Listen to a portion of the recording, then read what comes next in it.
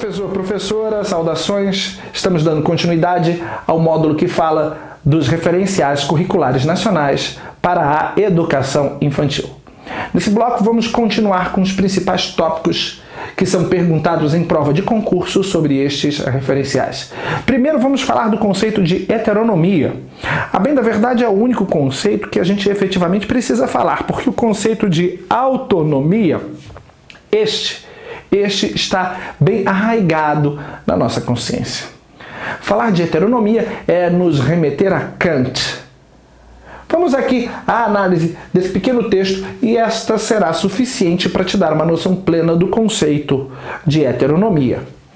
Heteronomia vem do grego heteros, que quer dizer diversos, mais nomos, heteronomos, nomos, que quer dizer regra. Então, heteronomia nada mais é do que regras de diversos, regra dos outros. É um conceito criado por Kant para denominar a sujeição do indivíduo à vontade de terceiros ou de uma coletividade.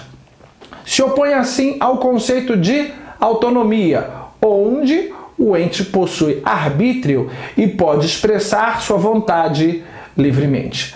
Então, voltando para cá, dois conceitos importantes que são trabalhados dentro do referencial curricular nacional para a educação infantil é o conceito, em primeiro lugar, de heteronomia e, em segundo, de autonomia. Toda criança é autônoma? Não. A criança vive sob a égide do conceito da heteronomia, isto é, ela está sujeita às regras e à vontade de terceiros. Kant já dizia isso. A legislação brasileira diz isso. A educação em geral diz isso. A criança não tem, por ser um ser em formação, discernimento para estabelecer as próprias regras que vão nortear sua vida. Ela não tem uma noção completa, total, ampla, absoluta da consequência de seus atos. Ela não tem uma noção completa de causa e consequência, casualidade. Por isso, a criança é heterônoma, isto é, ela está sujeita à vontade de terceiros e à vontade da coletividade ao qual ela está inserida.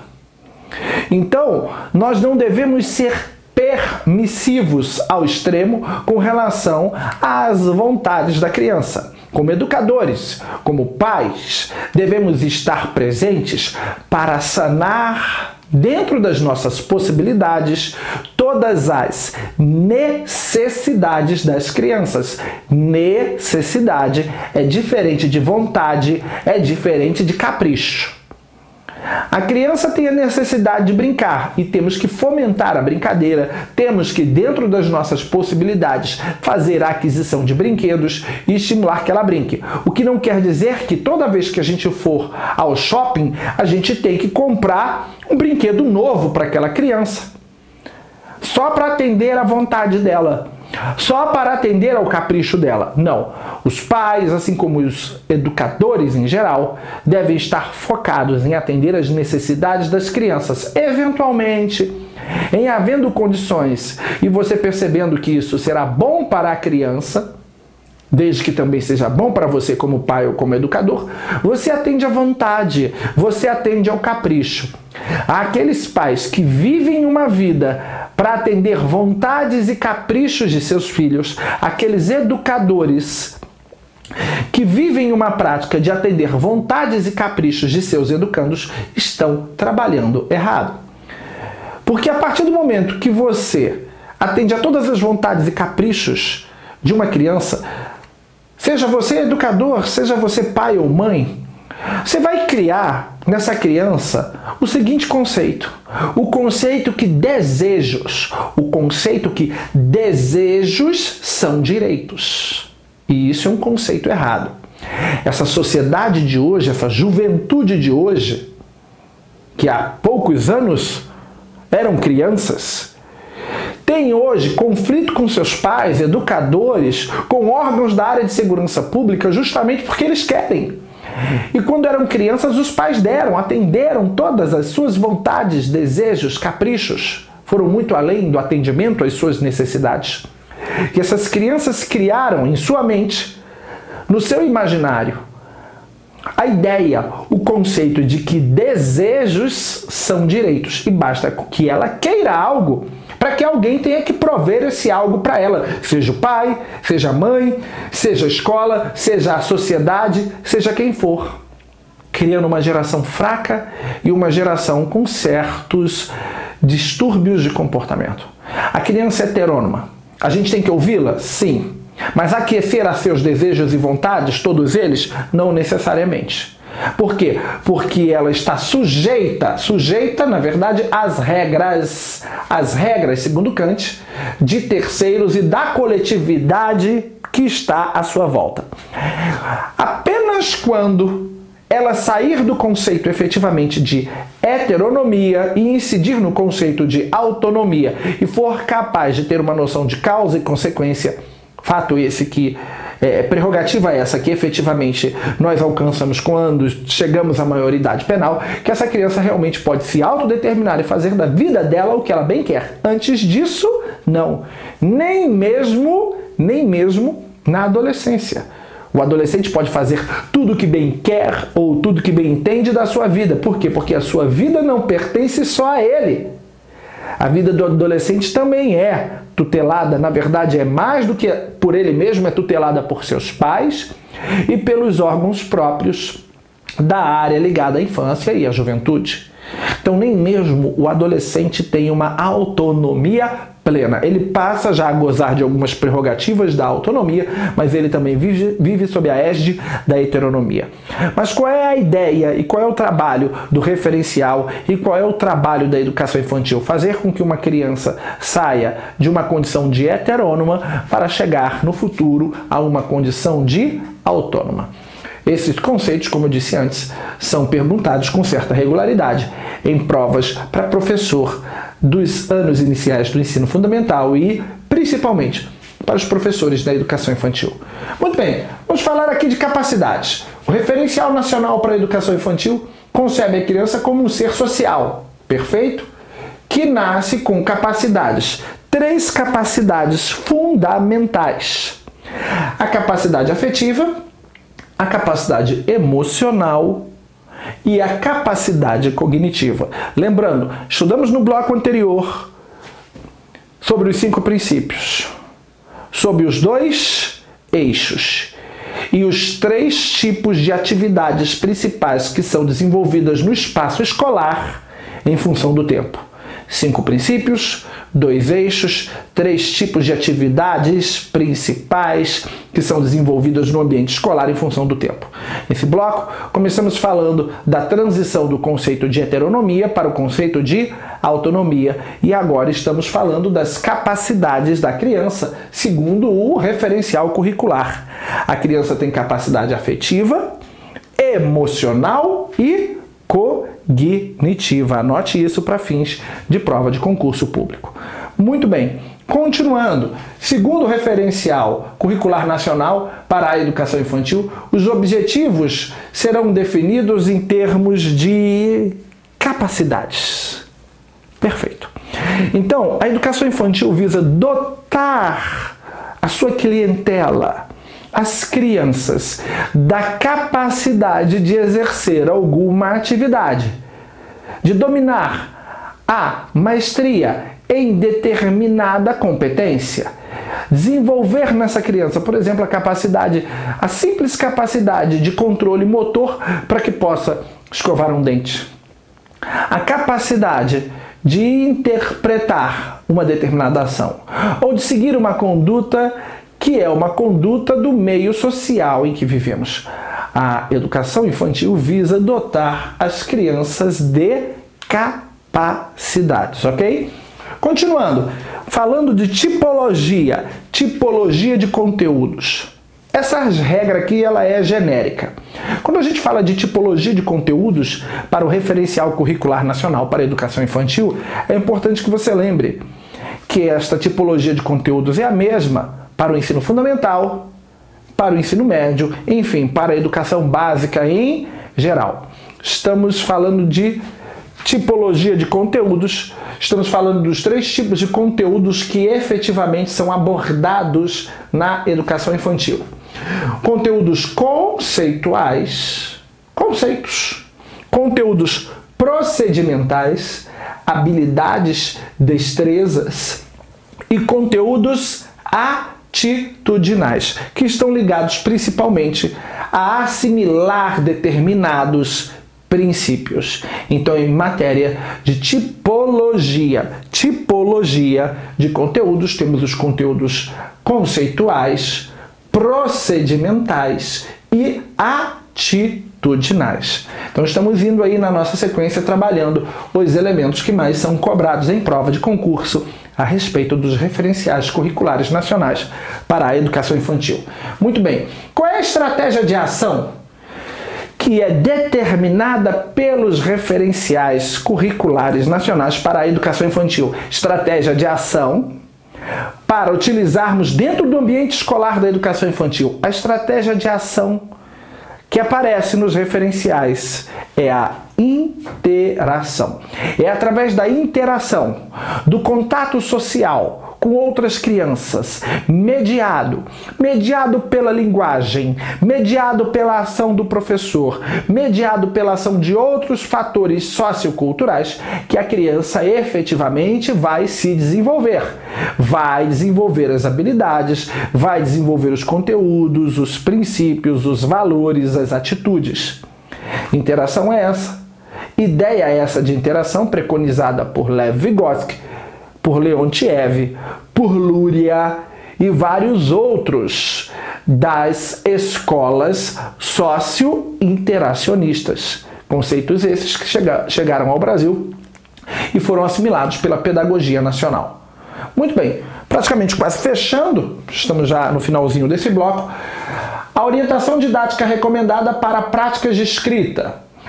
A prática de escrita na educação infantil, ela inicia o simbolismo. Não estamos falando necessariamente aqui de escrever textos, porque estamos falando da educação infantil, mas estamos falando de transmissão de mensagens.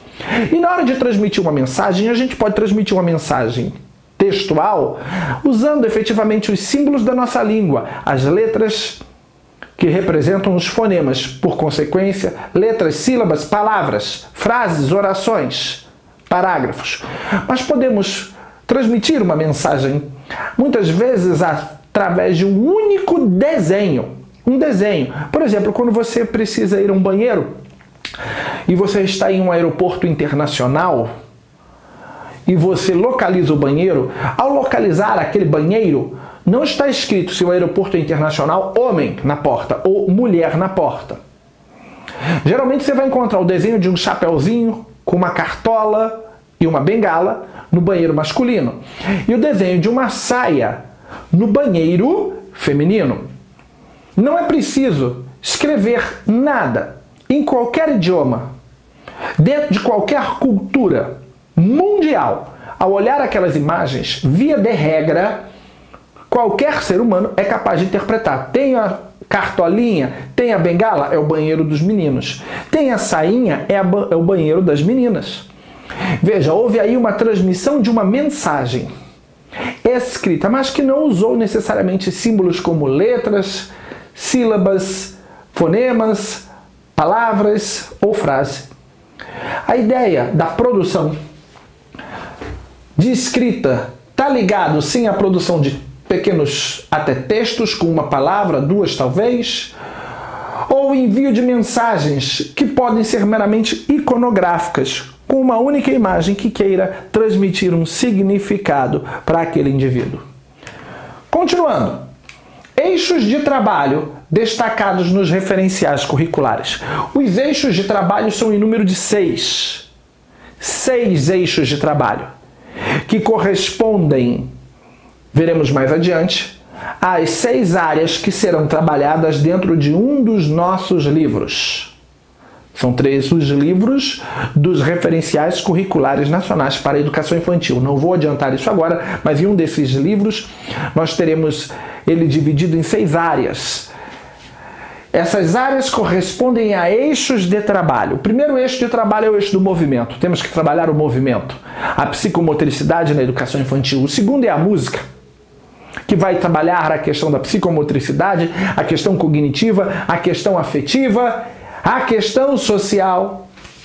Depois a arte visual, que vai trabalhar a questão da destreza, da coordenação motora fina, visomanual, sensibilidade.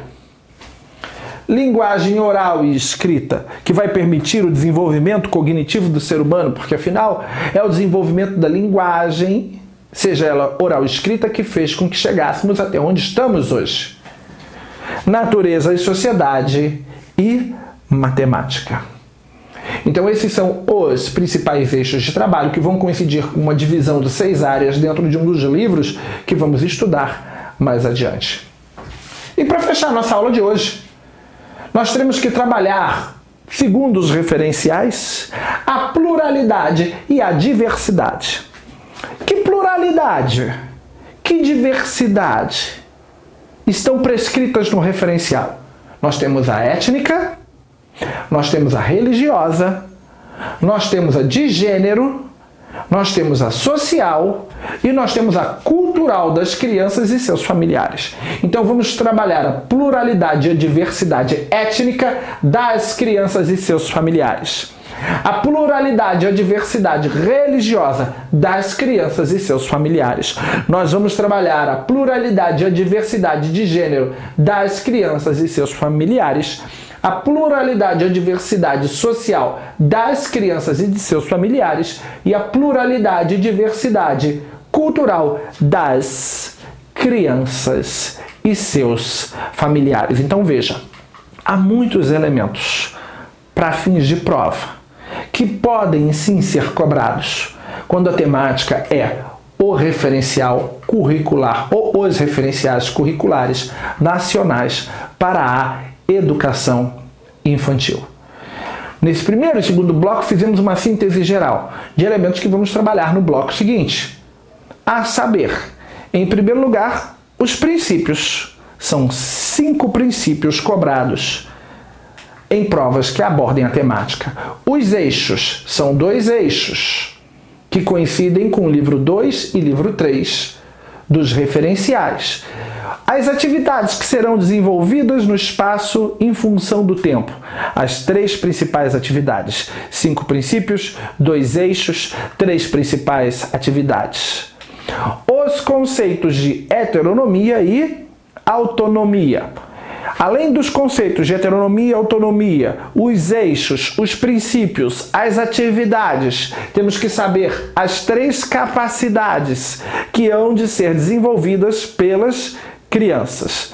Temos que saber também o que o referencial busca desenvolver nos indivíduos, capacidades. Temos também que entender ou relembrar a tipologia de conteúdo que é universal para todas as diretrizes.